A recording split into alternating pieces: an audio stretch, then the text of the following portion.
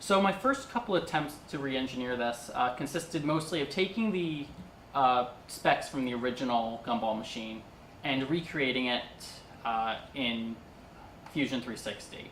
I took all the dimensions, recreated every single face, and then I thought, okay, now that I have this, how can I remove a lot of the complexity of it? So first, I got rid of a lot of the tabs in the corners, got rid of most of the screw holes, and I got rid of all the complications for adding in the servo.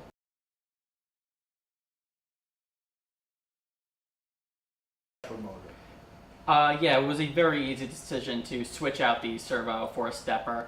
The servo was constantly shifting back and forth, making the alignment really difficult to deal with. So we wanted to switch it out for something that was more repeatable and less prone to failure. The difficulty, however, was that servos can be a lot smaller than a stepper. So what we had to figure out was how to get the motor to actuate a dispensing wheel from a different point than right under it, because it is way too big to let gumballs also fall from the dome to the chute. And to that end, we took the servo and we mounted it on the side of the machine and just used a simple gear system to actuate the dispensing wheel.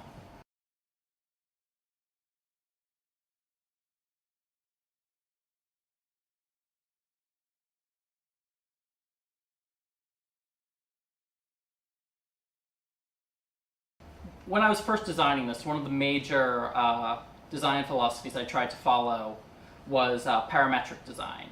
I wasn't sure if, when I was done with this, I was going to want it to be the exact same shape as the previous iteration. So I had to design this entire thing so that it could be easily scaled in any direction, up or down. And I had to make sure that things like the dispensing wheel, the servo, or the stepper, the ramp, the gumballs and the dome would all still work along with any changes I made to this. And I think I had to throw out my design 5 times because that's just a fairly difficult thing to do without a fairly strong computer.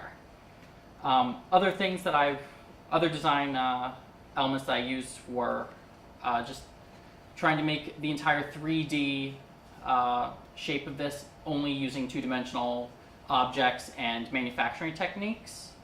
Well, obviously, except for the 3D printed gearing, the entirety of this thing was made on a laser cutter and yet still produces the exact 3-dimensional shape that we were looking for.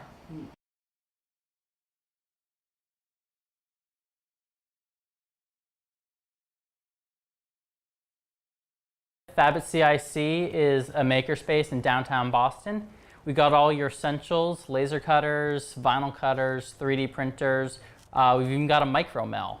So basically, most projects you want to make, you're able to do it there.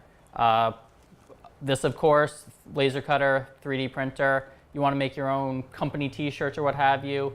Vinyl cutter. You want to do some electronics work. You can make your own circuit boards on the micro mill. We got soldering.